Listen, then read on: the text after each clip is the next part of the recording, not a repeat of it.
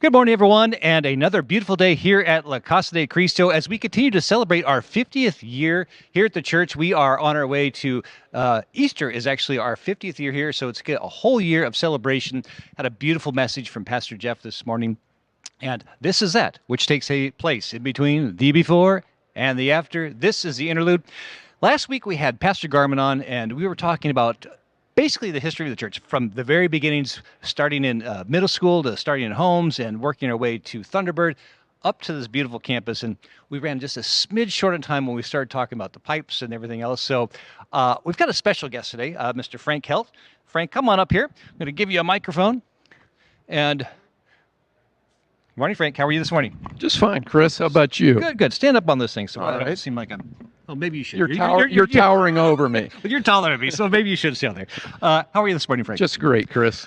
You're a charter member. You were here from the very beginning. From the very beginning. Very yes. beginning. A long-time member.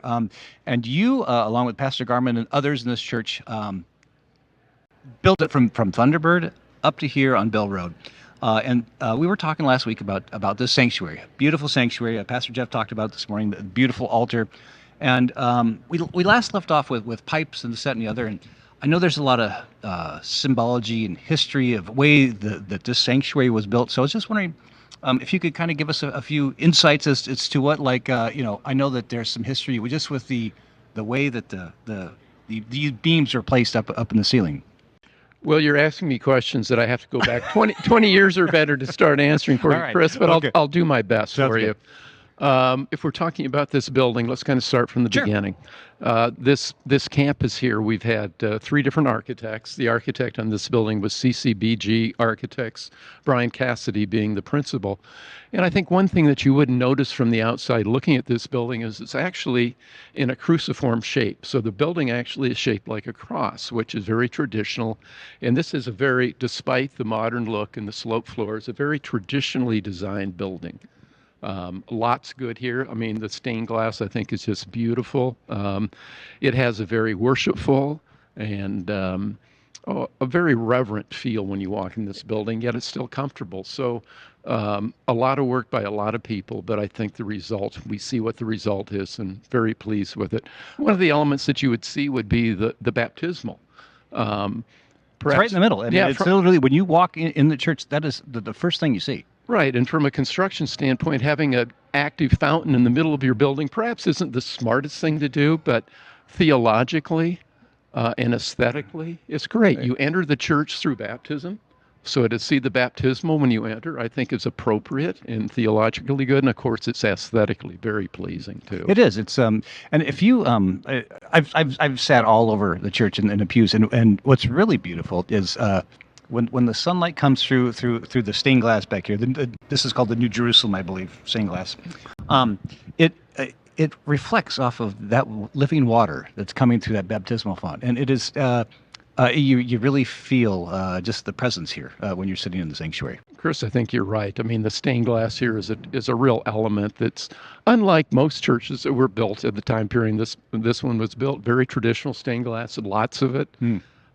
Designed by Maureen McGovern, who does a wonderful job on this, and I couldn't be more pleased with how this building turned out, and the aspects. Even though this is covered a little bit by the pipes from the organ, I think they work together very well. They certainly do. Let's get into the pipes a little bit. Now, when it was first built, essentially it was just a loft up there. I mean, there weren't really pipes yet. Correct. It was first opened. So what was the progression of how we started? I mean, was it always originally designed that was going to be the pipe loft up there? That was. In the original design, early on in the process, we were really debating whether we're going to have an organ like we have right now or an electronic organ. Huge price difference, but huge sound difference and experience difference. So originally it was designed for this to be the pipes at one point in time.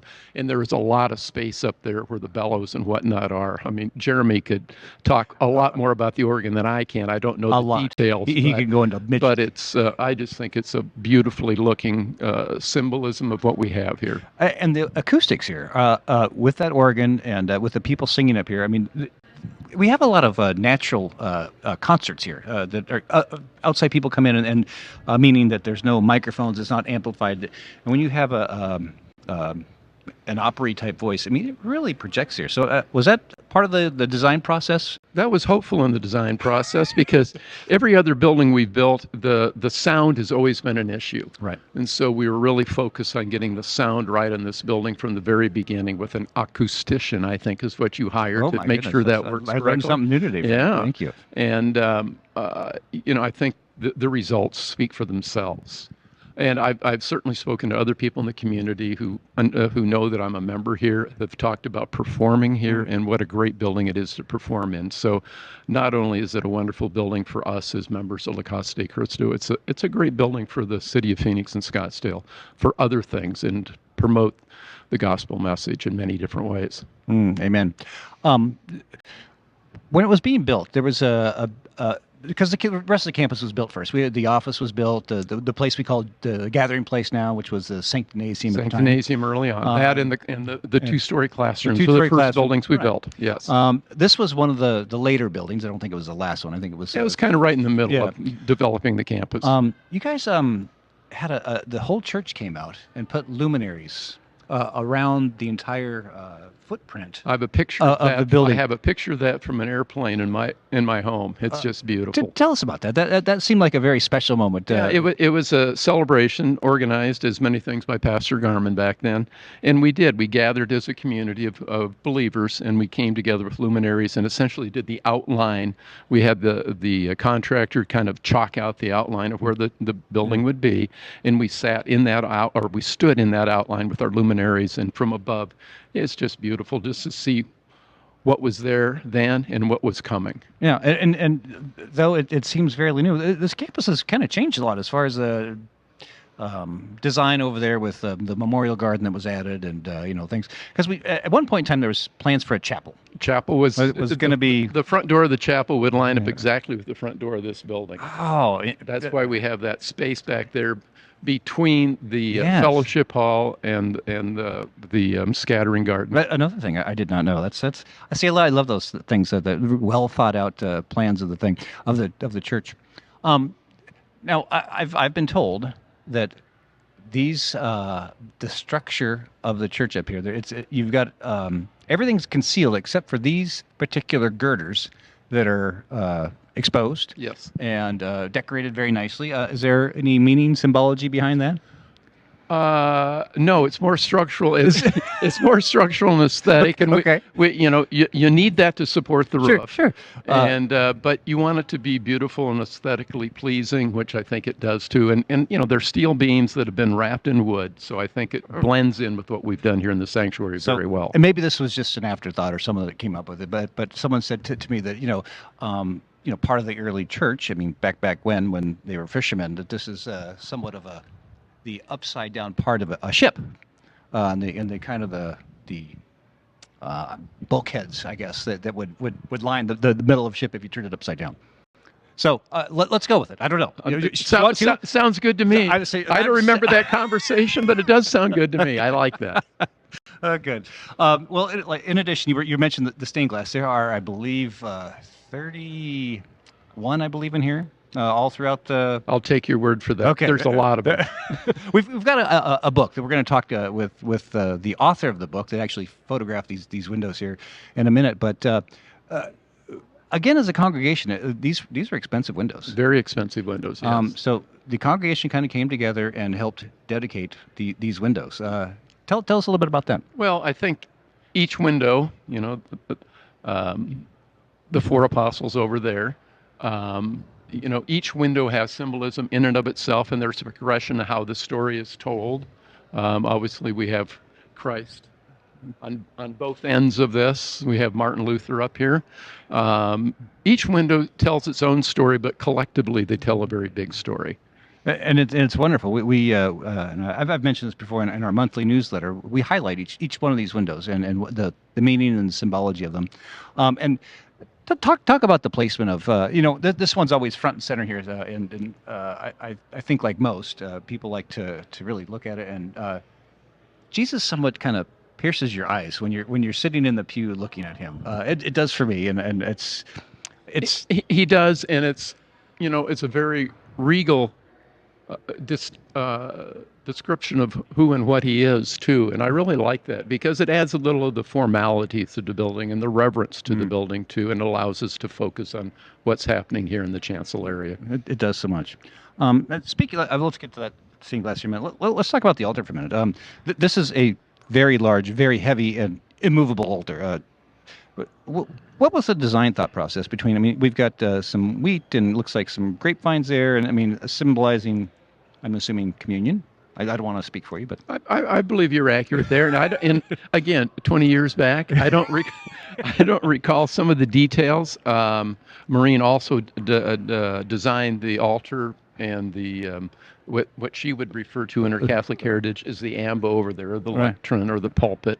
And I just think beautifully done in processed stone. I mean, I just think it really adds a solid and stable and forceful statement of who and what we are. And is there? I don't know the answer to this, but I'll ask anyway. A good journalist is supposed to know the answer before they ask it, but I'm just going to throw it out there. Is this placed in a particular direction or order, or was it just this was just the way it was laid out? I think that's where it belongs. That's where it belongs. It's the best answer I can give you. It's a great spot for it. Yes, it is. And it's not moving. It's not. And I challenge you to try and move it. Many people I think have tried and come up unsuccessful. Let's finish up here with as we leave. We see the last piece of glass up there, which is Jesus kind of giving us a wave. Well, we start the morning and end the morning with him, and I think that's appropriate, don't you, Chris? I certainly do. It's one of the things as I'm walking out that it just reminds me that this is not our only place for him. He is always with us, and we should carry him with us throughout our week until we return to this place again. Very well said. Did you think about that before you said that, or did that just come to your top? I don't know what comes out of my mouth sometimes. Occasionally, blind squirrel gets an acorn. But very well said. Thank you, Frank. Well, thank you so much, Frank, for coming on. I'd love to have you on again and talk about this church. There's endless things we could talk about, and it's just a beautiful thing. We thank you so much for all the service that you've done here to the church for. Thank you very much. 45. We're in our 50th year, so 49 plus years. We're all in this project together. It's Amen. Been a community effort all the way through. Amen. Thank you, Frank. Appreciate you, Chris. All right, I'm going to take that from you, and we have got one other guest. We're going to have Mr. Lou Romaine come on. Lou has designed a book. Now, he got up here, and Lou is, I believe, Good morning, Lou. How are you this morning? Good morning. So, by trade, you're not a photographer. It's one of your hobbies, right? Is that correct? Put that My photographic qualities have won me 270 international gold medals in juried competition. Oh my goodness! You know, I don't have to step down to anybody who takes pictures. And I have over 25,000 international acceptances. So I've been given a number of awards, but I'm actually a retired neurologist. So you're a doctor by trade, hobby. But this is your hobby, and you've taken it to the next level, really. Before we get into the book, just tell us what these pieces of glass actually mean to you. I mean, other than taking photos of them, I mean, they've got to mean something to your heart. After the church was constructed and we got the, it's actually a type, it's not exactly a glass, it's a type of acrylic, because the windows in Europe that are glass have to be leaded every 100 years. So these are really so much superior. But when I came in and saw these beautiful windows, I was just blown away by their beauty and the depth of the color. They're so pretty, aren't they? Various shades of color. Their ability to, just make one spiritual, just complete your Sunday morning. Now, you actually photographed every single piece of stained glass in here. That's right. Now, and you did. They're really tall up there. I mean, I'm not sure what the height is. I want to say it's over 40 feet that's up there. But you didn't get a lift or anything. You took the photos from down here. I used the balcony for Okay. some of the pictures, and then I, of course, had this huge photographic lens. It's a 500 millimeter lens on the end of a camera, so it's about 2.5 feet long Oh my. on a special tripod to hold it absolutely motionless for the pictures of these windows, because look how high they are. Oh, they are. And So with all those photos, you put a book together. I had put books together before, and so I wanted something really special. And I had a lot of friends who'd done books, and I had done books. And so I negotiated for the special paper that I wanted in the book and the special binding that I wanted. And of course, right away, I had to talk to them. It wasn't exactly what they wanted to give me. I said, let me remind you how many books we're ordering. I know that you will give our parishioners just what I want. Well, Oh, of course, we will. it's they did. it's a lovely book. There's all the descriptions of all the pieces of glass are in this book.